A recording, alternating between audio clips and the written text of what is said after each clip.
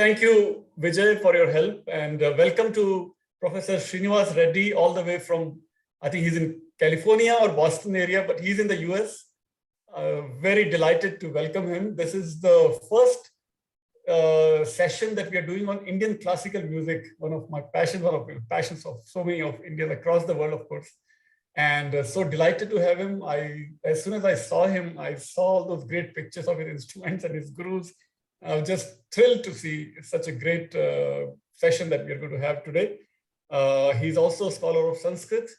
Let me read his bio to familiarize him with all the audience who are joined live and who will be enjoying this webinar from YouTube, and once we share on YouTube on Flame University's YouTube channel and my channel also on YouTube. Professor Srinivas Reddy began his musical training as a guitarist and composer. In 1998, he graduated from Brown University with a BA in South Asian Studies and completed his senior project entitled Nāṭya-śāstra, a multi-instrumental ensemble piece that reflected his growing interest in South Asian philosophy and music. After moving to San Francisco in 1998, he met his guru and mentor, Sri Partha Chatterjee, a direct disciple of the late sitar maestro, Pandit Nikhil Banerjee. Since then, he has dedicated himself to Indian classical music and rigorously trained with his teacher in the traditional Guru Shishya style. He is a professional concert sitarist and has given numerous recitals in the US, India, and Europe. He has 3 albums to his credit: Geeta in 1999, Sitar in Tabla 2001, and Hemant and Jog, the two great rags of Indian Hindustani music, at least, in 2008, Hemant and Jog. In 2011, he graduated from UC Berkeley with a Ph.D. in South and Southeast Asian Studies. Under the guidance of Professor George Hart, he studied Sanskrit, Tamil, and Telugu literary traditions and completed his thesis on the Vijayanagar Emperor Krishnadev Raya, the stories of Tenali Ram that we used to read in our childhood also, and his Krishnadev Raya and his grand Telugu epic Amukta Malayada. A translation of the work entitled Giver of the Vaughan Garland was published by Penguin Books in 2010. With the same publisher, he has also released 2 translations in the complete Kalidasa series, The Dancer and the King, Malvika Agnimitram, and The Cloud Message, Meghdutam, which is also called as Cloud Messenger in some declensions. His most recent work is Raya, Juggernaut 2020, a critical biography of Krishnadev Rai of Vijayanagar. He is a guest professor of South and Southeast Asian Studies at IIT Gandhinagar in Gujarat, India, and visiting assistant professor of religious studies and contemplative studies at Brown University. He lives in Rhode Island and spent his time performing, teaching, and conducting research around the world. Welcome, Professor Reddy, Dr. Reddy, and over to you. Such a pleasure. Wow. Please. Thank you so much. That's a lot to hear, but thank you. I'm really honored to be here. I don't know who's out in the world. I can't see that many people, but there are about 20 more participants. Yeah. Great. Well, thank you for being here, and Pankaj for just organizing everything and being a wonderful host. So we actually didn't get to talk. So how long should I talk for, and how long is the session going to last, so I can gauge? I think you can speak for 40 to 45 minutes, and then we'll take question answer session, if that's okay. Okay, perfect. So I really like to have robust Q&A, so I invite all of you to please ask questions. I'll just present some ideas and some of my thoughts about what Indian music theory is or could be, and hopefully we can have some robust Q&A after. So thank you again to everyone. It's really a pleasure to be here. I'm going to try to share my screen now and run through some ideas that I've been thinking about.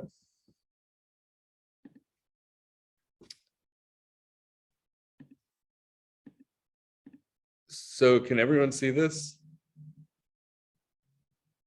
Yes. All okay. All good. Okay, so Indian music through the ages. The idea that I wanted to present is somewhat of a chronological perspective to look at what theory as a concept really even means, and how that contrasts, of course, with the idea of practice. And this goes across any discipline, certainly within the Indic traditions, but generally as phenomenon of the kind of knowing versus the doing of something, and present some ideas based on the idea of music theory particularly, and also complicate the idea of what even music theory might pertain to, or what the purview of something like what we would call in Sanskrit Saṅgīta-śāstra would be about. And so that's one of the reasons I chose this image to start, because it's one of many depictions of chakra system aligning along the central channel, and how much of music theory is also related to the idea of like a yogic body, the channeling of prana and vayu, and the creation of sound and nada. They are all interlinked. And so that'll be one of the themes I hope I can try to highlight. It's just the inherent interdisciplinarity of Indic systems of knowledge.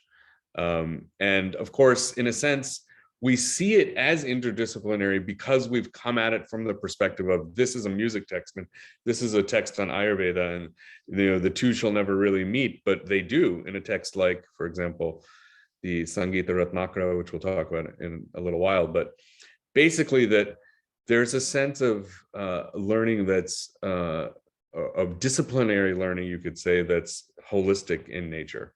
So on that note, let me begin with probably the foundational text, you could say, of the artistic tradition writ large in India, and that is the Nāṭya-śāstra, written by Bharata Muni.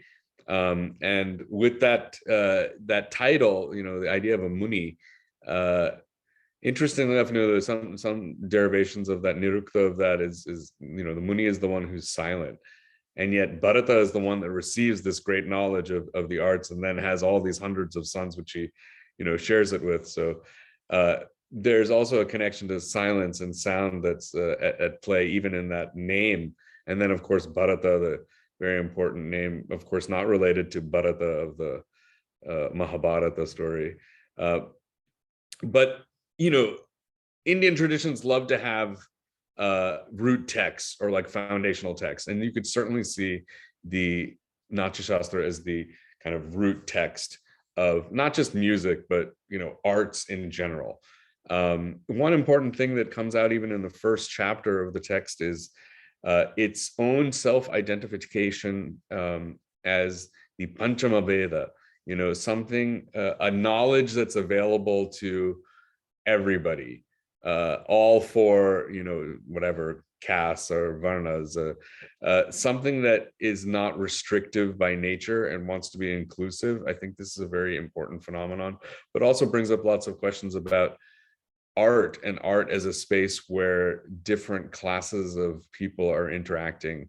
So, okay, let me check the chat to make sure nothing's going on. I hope everyone can hear. Thank you, Tanishta. Sorry, it's hard for me to check the chat. So if you can hold off on the chats while we go through this, and then we can have good discussion. Sure. Yeah. I hope everyone can see this now. Yes. So just on that note of what even a term like Saṅgīta, which the common term that we know now is music generally, what that actually means. And you have Gita there, and then the prefix sam, which already has the sense of holisticness to it. Like sam means that perfection, wholeness. So the way the tradition looks at it is you have Gita, vocal, or the voice, which is really absolutely the foundational principle of sound production. Instruments are of course important. As a sitar player, I also love instruments, but they are really secondary to voice. Even instruments are trying to mimic voice in many ways. And then the addition of nritya or dance, and all of this creates what we generally think of what the Nāṭya-śāstra is about, is dramaturgy and like acting. So the stage essentially is the place where all of these things are happening. You have vocal, instrumental, dance, narrative, gesture, all of it coming together. And that leads us to another fundamental principle within all of this artistic,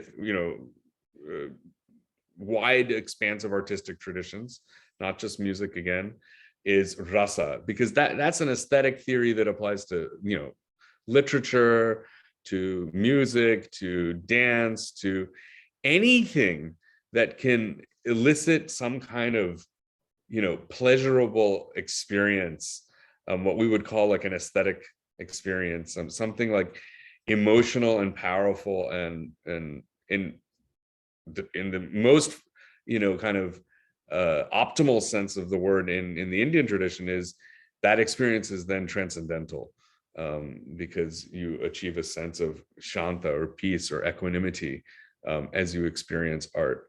So these are some of the foundational kinds of things that come to us from a very ancient period. Now, dating Indian texts is very difficult, but let's say, sometime around, I don't know, 0 to 200-ish, there people can really debate these texts. And that's another point, is that, again, texts in India are not just a fixed entity. They don't exist exactly in one moment in time, and then this is when it was made.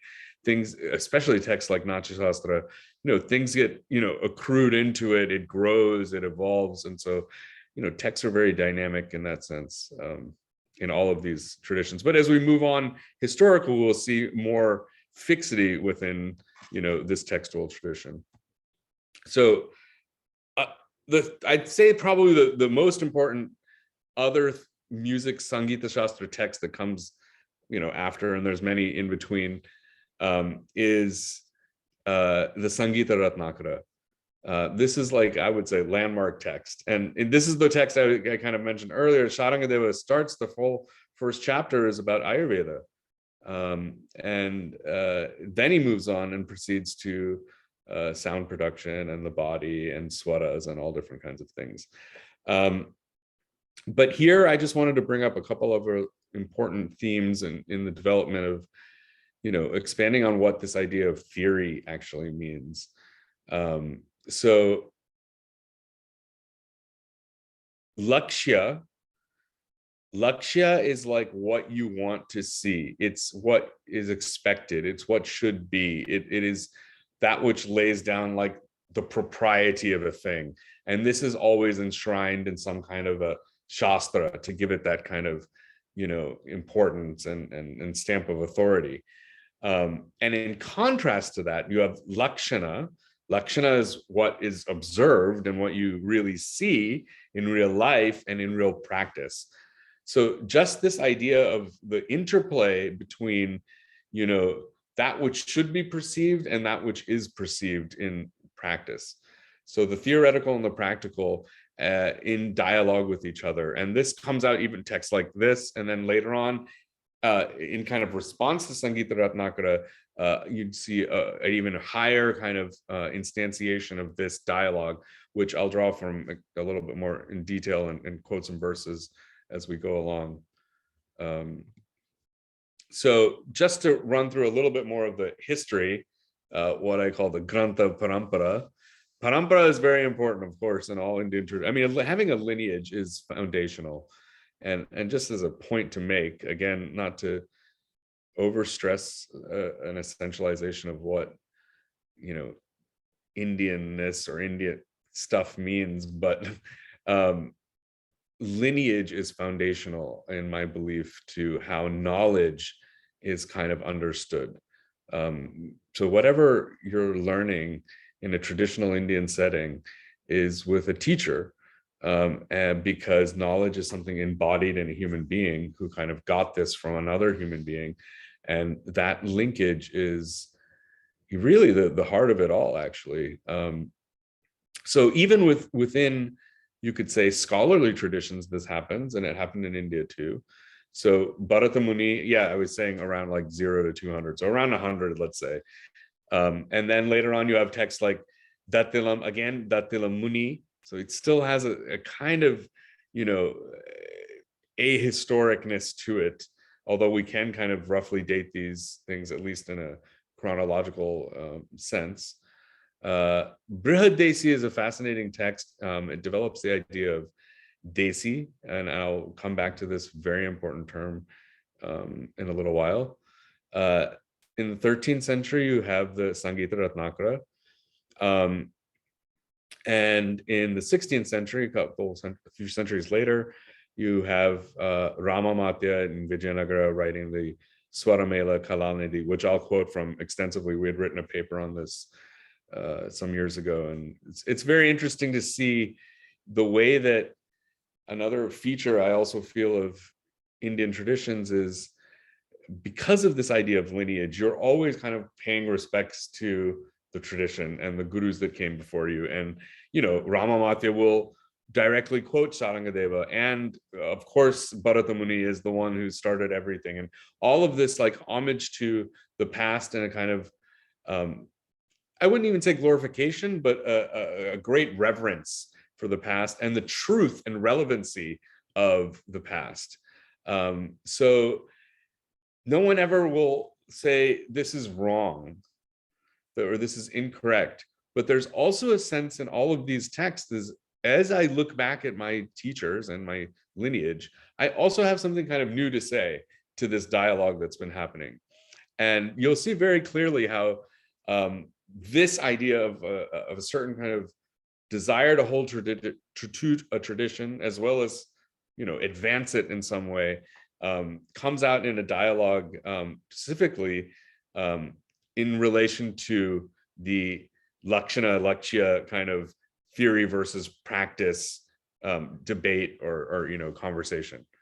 So I hope this is all making sense and that I'm not speaking too fast. No, all perfect. Perfect. Thank you. Okay, very good. So now to talk about what traditionally like scholarship these days would probably define as classical versus folk music.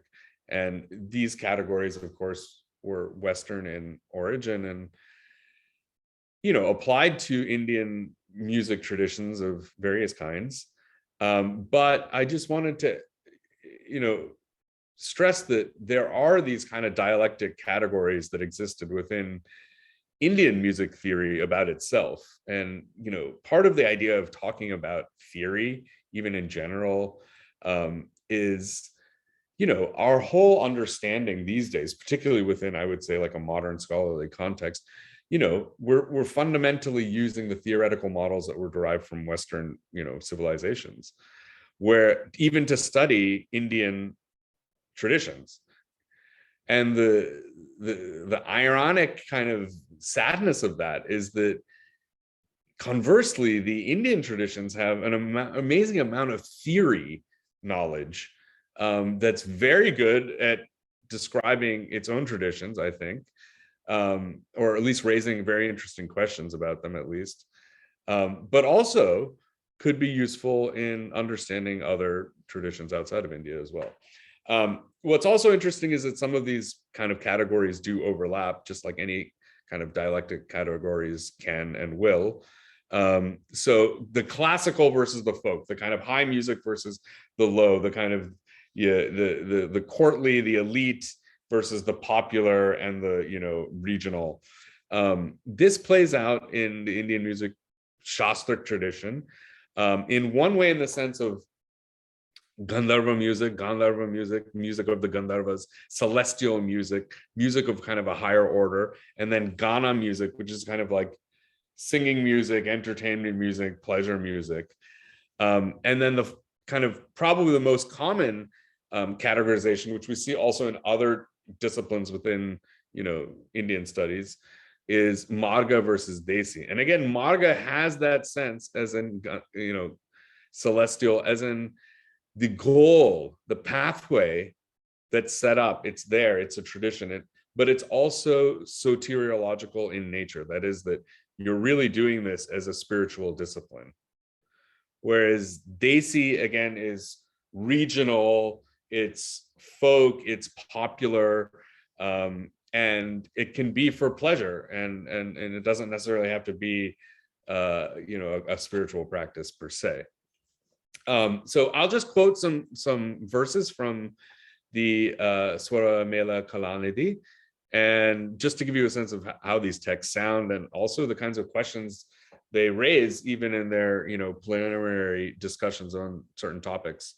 So the first and most important thing is the definition of music, and this is in the 16th century, is a pleasing arrangement of swaras, of notes. And the key word here is, I think the phrase in Sanskrit, if I'm remembering, is ranjika. You want something that's going to give you some kind of pleasure. So it is very important that pleasure and joy, aesthetic joy of that kind, is really, it's tantamount to this whole process of what music should be, and it has to be that way. And so within that, however, you have these two categories. So it's divided into two categories, Gandharva and Gana. Gandharva is fixed tradition with no beginning, right? It's kind of the ancient way, practiced by Gandharvas as a source of spiritual development. Okay, while Gana is music that pleases people, composed in accordance with theories by Vagekaras in Desi ragas and other forms. So again, a pretty clear, distinction about what are the goals of these musics. One is as spiritual practice, the other is kind of like community and enjoyment and celebration. And again, these two things need not be, mutually exclusive. And I think that's the whole point of complicating this dichotomy. Okay, so quoting some more, Gandharva music is practiced with an adherence to theory, but if there is no contradiction when a theory is dispensed with, then practice is paramount to theory. So this is fascinating. This is in the 16th century. Someone's coming along and saying, basically we're updating theories according to practice. And practice is really the most important thing here. We really need to know what people are actually playing and not worry so much about exactly what's been written for all these years. So in Ghana music, practice ought to be more important than theory. And this is specific to this popular music. But this practice should be abandoned if it doesn't create something pleasant. So again, returning to the idea of something has to be pleasing. So in this world, Ghana music progresses in accordance with practice. So he accords clearly a sense of more evolution possible in the realm of popular music. And here is an example of, Ramamatya quoting Sarangasuri, Sarangadeva, who wrote the Saṅgīta-ratnākara. So he says, Sarangasuri, who is versed in matters contained in all the musical shastras considered, in his chapter on instruments, the primacy of practice in Ghana music, or rather, that the shastras themselves value the importance of practice. And here's the little twist where these guys can very nicely say, we're doing something like updating the shastras, but the shastras are basically telling us to do that anyway, so we're still upholding all the shastras.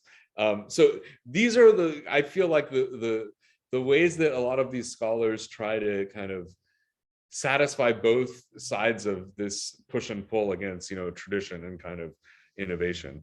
And importantly, he finally comes down very clearly, a shastra that contradicts practice should not be followed. So shastras really that don't really accord with practice really need to be, updated, let's say. While the laws of graha, amsha, and nyasa, and the arrangement of other swaras, the domain of the shastras, they do not contradict the basis of practice. But wherever there are inconsistencies between theory and practice, this theory should again be abandoned. Like Sarangadeva Suri, who resolved this in the Desi ragas, theory ought to conform with what is expressed in Ghana music. And here's the final statement. Establishing the primacy of practice substantiates theory. I think that's a fascinating and powerful statement. Establishing the primacy of practice substantiates theory. And this is the relationship that, at least by the 16th century, they had arrived at. I think music was also changing in many ways. And this is also the kind of right before you could say the kind of great split into Carnatic and Hindustani musics as kind of distinct genres. Because until this stage, I would say that both traditions at least would go back and still see a text like, the Saṅgīta-ratnākara for sure as a root text of the tradition. So one thing, for example, in regard to this idea of, how do you kind of keep up with old ideas, but also evolve and, accommodate for, modern practice. And that is this idea of, the 22 Shrutis. Often if you talk to people and they want to know about Indian music, or if they know a little bit about Indian music, they say, oh, it's so interesting. They divide the scale into 22 Shrutis. That's amazing. And as a practicing musician, I'm saying personally, the Shrutis, I don't know if I can hear 22 distinct Shrutis, it's not like that. But I will say that we definitely have 12 swaras that we clearly kind of define. And there's different inflections and intonations of those notes depending on rag again.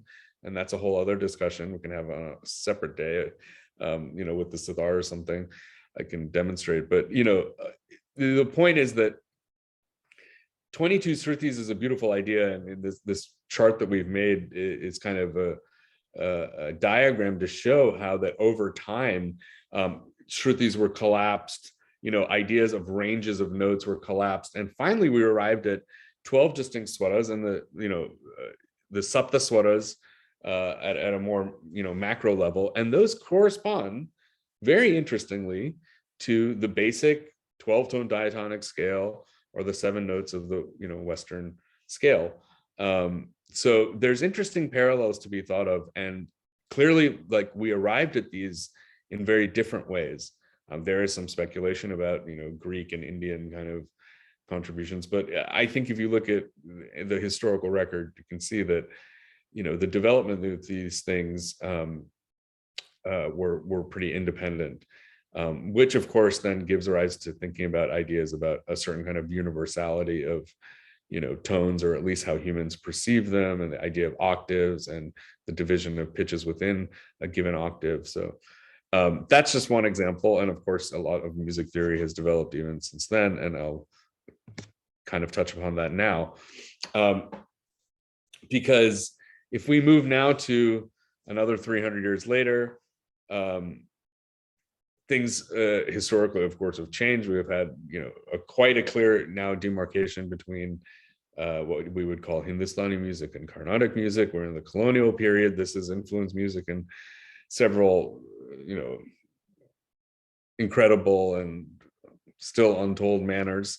But you can't have a talk about Indian music theory, especially from a Hindustani musician, without mentioning the two great Vishnus, who really are fascinating human beings, each individually, with very unique kind of trajectories. And yet we're, in deep dialogue with the same issues of what does Indian music mean in modernity, and what is it going to mean like in the impending kind of independence that will come, and the development of a sense of a national music, or a history of that music, and all of these large big questions that people were asking. Both of these scholar to a certain, Palushkar more than Bhatkande, but performers tried to develop in their lives, and they both approached theory as a critical part of what was important.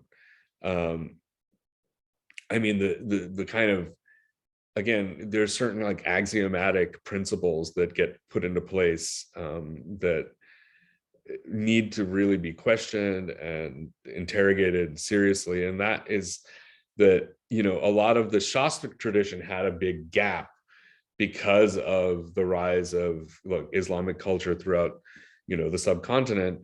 And a lot of the practicing musicians were Muslims who were not connected to this kind of Sanskritic old tradition. And there was a need to kind of revive this tradition. But in order to do that, of course, you need to talk to living musicians who carried on these traditions. So Bhatkande, for example, was very famous for, going to so many ustads and, asking them and often paying them to learn compositions and catalog this music, which is an amazing work. I mean, he really was like a true ethnomusicologist par excellence. And Polushkar, on the other hand, was more about, I think, a type of pedagogical institutionalization of, let's educate people on the basic things of music, and everyone should, have some knowledge of this and be able to sing. And, he opened up schools where you would get this basic training. And so they both had, these interesting trajectories. One of the things that comes about when you discuss theory, and especially in regard to now a dialogue with Western music, was we were always in more oral actually, oralism, listening, tradition, and nothing was really written down. And it's not easy to write down, gamakas and means and different complexities of the melodies of ornamentation in Indian music. But this is one issue that they were both dealing with. And I just wanted to show you, for example, two systems that were developed. Polushkar's system is pretty complex and has a lot of symbols and things going on. And Bhatkande is pretty basic, and it just basically has the Devanagari, Saregama Padanisa. And basically the Bhatkande system, won out just because of its, I think, ease of use.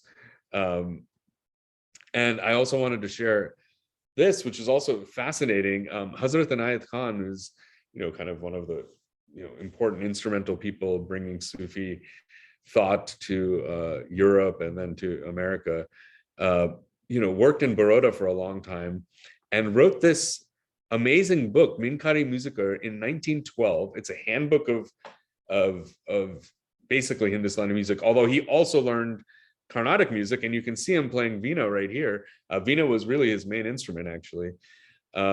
But again, a fascinating thing about another notational system, and yet in dialogue now with a typical, Western, clef bar notation. So, these people at this period, I think, were grappling with several forces and traditions and ideas to think about, in terms of where was the basis of the music historically, what was the purpose of the music? Was it entertainment? Was it stage music now, as it, has become? What does it mean to have a national music? Who plays it? What is the, importance and relevance of this in our education system? These were all like these big questions these people were tackling and addressing, and everyone had their own approach. But the sad reality is, arts everywhere, and definitely in India, suffer all the time. It's so easy to devalue art because everyone loves it so much. It's like back to the original definition. Music is something pleasing. People like it. And it's easy in certain ways to take for granted that which is so liked. Couple of other things just to mention, and I'll try to wrap up in a second. Rag taxonomy is, always a fun game to be played with musicians and discussing different rags and all this ragdari stuff that we love to talk about. One interesting part of the development in that field was in Carnatic music. Venkatamaki, and this was a little earlier than all these other guys, developed the 72 Melakarta system, which is, of course, very, comprehensive. Unfortunately, many of the Melakartas don't yield too many compositions, or not many people have written things in those rags. It's a little, big and more theoretical in nature, whereas Bhatkande developed a Tat system based on 10. And even that, you could say, isn't perfect in its own way, but it had some elements of, parent scale ideas and things related to rag. So all of these kinds of things were ways of, I think, reordering things, at least in Bhatkande's context, because it was more in the colonial period, of reorganizing things so that they could be theorized and then, disseminated. It had to make it, when you have like a foundation that you, and so these days, there are like kind of standardized things that you learn. And arguably, and this is again a big discussion to be had, I would say the South Indian Carnatic tradition has remained more theoretically like linear in its progression than the Hindustani system. But Bhatkhande and the work of other musicologists around this period, including Polishkar, I think now define kind of a modern Hindustani music theory. Like we all kind of learned Tat system at some point. All the rag angs, these ideas that are populated in these texts are things that are circulated now in today's, I would say, theoretical discussions amongst musicians. I'm saying from a personal and practical level. So I wanted to end with music, and also to, of course, pay homage to my Paramaguru, Pandit Nikhil Banerjee, and also just relate to how this, Marga Desi, folk classical, this stuff is constantly, intertwining and moving in a way that's, just mutually productive.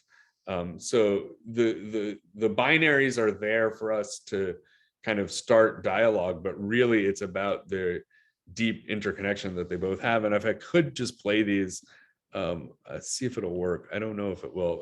Okay, they're not working now, but if we have time later, I can play them. I'll leave with this one quote, which I always think about. And this is Pandit Nikhil Banerjee's translation. Music is wrung out of your heart, which alone it is given to enchant. So thank you very much. I will stop here so we can have lots of time for discussion. I hope I didn't speak too fast. I'm happy to answer any questions, and thank you very much for your time and listening. Thank you, Professor Reddy. Wonderful talk, wonderfully designed presentation. I think there is already one question, and that's by Thomas C. The question is, what are the Sanskrit terms for practice and theory? Practice, like prayog was the word that I was working with. Prayog has that, yog, yuj, yujiti, like to join things. And then pra, of course, kind of engaging. So prayog is like, I feel like engagement, I would say probably is the nicest word I can think of, but practice is basically what that is. So prayoga, like the actual like doing of it. And then theory was, I think what did I use? Shastra I probably used for theory. And or Siddhant, yes, yeah, something that's, again, the idea is something that's defined. This is the important part. I mean, Shastra comes from, it comes from a lot of things that can mean a lot of things, but, Shastra has that meaning of that would discipline something, that which like, says the boundaries of this is this and this is not this. And like that's the theoretical part. So yeah, I would say prayoga and Shastra. Or how about abhyasa? The word that comes to my mind. Abhyasa is practice in the sense of more like riyaz, like we say, like you're like doing your sadhana. Abhyasa has the meaning of repetition in it. Abhyasa is about like the daily practice, matlab. You know what I mean? Yes, sir. All right. Next question from Satyakant A. How do the music systems from the Far East fit into this development of Indian Western music systems? Thanks. So Far Eastern music, any comments? Yeah, that's a great question. I don't know the answer to that, but I would love to know. One thing I do know, and this is true not of, let's say like China, but also Southeast Asia also, and definitely Africa as well. Basically, any music in the world, you will find at least something based on pentatonic scales, what we call Audua scales. So just 5 notes.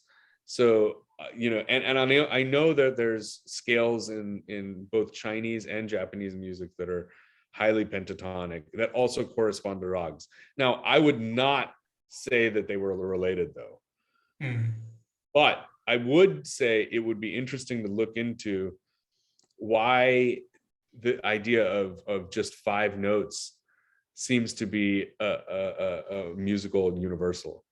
So sorry, that didn't really answer the question, but yeah, all I hear is mostly traces of Yaman, and whenever I've heard Far East music, I don't know why. that's you because you love Yaman. You hear Yaman everywhere. That could be. Another question from Thomas C. Do these Shastrikars explicitly define marga as path in spiritual terms? Jihan, definitely. So that marga is that Gandharva path, and they say it's for, you know, Adhyatmika marga, or, you know, I'll have to look exactly at the text now to see the word, but definitely. And you know, it's important to also see, this is what I meant about interdisciplinarity too. You have to also see the evolution of, you know, the philosophical, you know, quote unquote religious, maybe you could say cognitive sciences, yogic sciences in India, because, you know, you can't talk about any of this stuff unless you talk about Abhinavagupta and what that really means. I didn't get into that, but you know, the idea of the rasa, because what he's really positing is, I mean, in a way, the Marga guys are really talking about like yogis, you know, the typical, let's say, yogis who go into the mountains and they do their, you know, sadhana, and they achieve their siddha and all that stuff. That's one thing. But, you know, this is actually through art pleasure, you know, aesthetic pleasure, that you can transcend all these emotions and then achieve this place of, you know, ananda and shanti, that is, you know, truly something beyond all of this and can be very liberating. So art as a spiritual discipline, and it's true for all arts, that's the beauty of it, because art again falls under the basic principle of being a type of yoga. This is a Nada yoga, you know, so the goal of yoga again is union. So great. That was really insightful. Yes. Another follow-up question from Thomas. And how is the goal of that path then described? How is the goal described? I think you already goal. Well, I mean, this is the thing. I mean, take yoga, right? Yoga is a goal, union, but yoga is also a practice, as in, you know, joining in and doing that, you know, practice in that sense of repeated abhyasa, you know. What is in Yoga Sutras? He says, abhyasa, abhyasa vairagyabhyam tad nirodha. So that settling of the mind has to be done with a lot of practice. And then this is interesting, with vairagya. So it's a very interesting concept if you put it in touch with raga and rasa, what we're talking about. Like in a way, you're creating this aesthetic pleasure, but you are doing it with complete aesthetic attachment. Creating the rag and then trying to detach from it, or trying to transcend it. Yeah, you're not it. Yes, exactly. So anyway, just to get back to the last point, I just wanted to say that yoga is a path and a goal. And that's the whole point of yoga, is actually dissolving that idea of a goal. There is no goal. There's just, if you do it, that's it. You're there. You know what I'm saying? So the goal and the path are one. That same thing, practice and the theory. There's nothing like theory. It's all practice, really. Right. The theory is in the practice, then the practice is in the theory. Right. That was really insightful. Also, the two sides of the same coin. I guess there are no more questions, but I can ask a question. You touched upon Bhatkande and Paluskar, the two giants in the modern history of Indian music, definitely. And they both are mostly portrayed in the Hindustani or North Indian classical music. I guess you can share a little bit from the Southern system also, who were the counterpart of these two giants. For the Northern music, there was one part. You can please share a bit more. Second, how did they succeed in incorporating all the Islamic contributions to our Indian classical music also? If you could touch upon a little bit on that. Yeah, so these are like two extremely important areas which I also need to learn a lot more about. I mean, I would love if someone wrote a book about like, I mean, arguably you could count Ramamatya, for example, as a South Indian. You know, Venkatamaki, who I mentioned there, of course, is South Indian. But like the colonial era scholars and I don't know really who are the main characters. So I also need to learn about that. So that's, the important thing that I wanted to say about that, though, was there's more of a linear sense, and not to say that there wasn't rupture of any kind, and that in the North there was so much rupture because of different influences.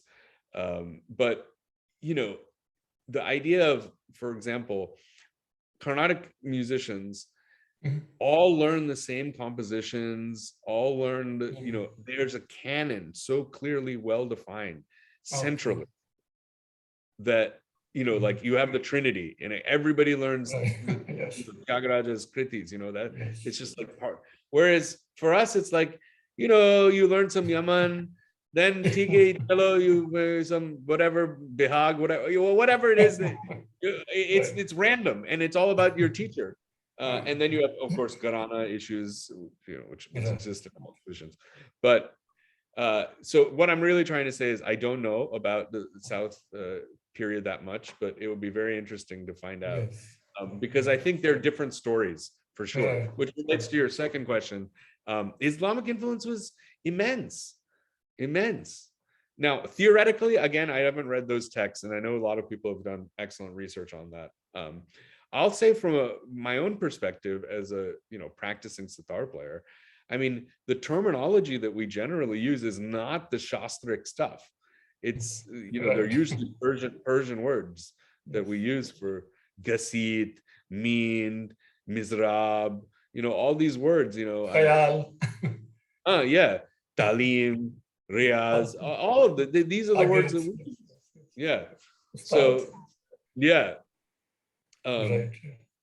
so amazing. It's all mixed in there, and really, the other thing is, it's a mix that was aesthetic in nature. We don't think about that enough. For example, again, not to make too many distinctions, north-south distinctions, but since I'm a Southie, I guess I can kind of do that. No, I mean, like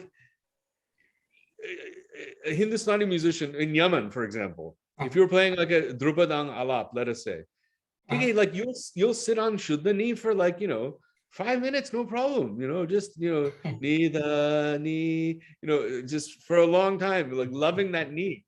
And the Carnatic musician hears that and says, "My God, this guy is lingering on this ni for days. What is this?" Okay, I didn't realize that. Okay, that. Of course, I learned a lot of new stuff from your presentation. So that's really new for me also. All right, great. I guess if you could talk a little bit on the contemporary development of Indian classical music. Do you see a bright future for Indian classical music, for both for Hindustani and Carnatic, in India or beyond India, or in the US? What are your thoughts? Yeah, well, that's a huge question. I mean, not to sound, sad about it, but I am not like very excited about music that I've been hearing lately. Let me put it that way. There's only a few artists that I feel like, oh, I'm really excited to hear this. And and I also feel like the poor artists, they're put in a position where they have to survive if they want to, and they have to change, and some of the change is interesting, some is not so interesting, but one thing is for sure, good music always survives. Because one more. Sorry, go ahead.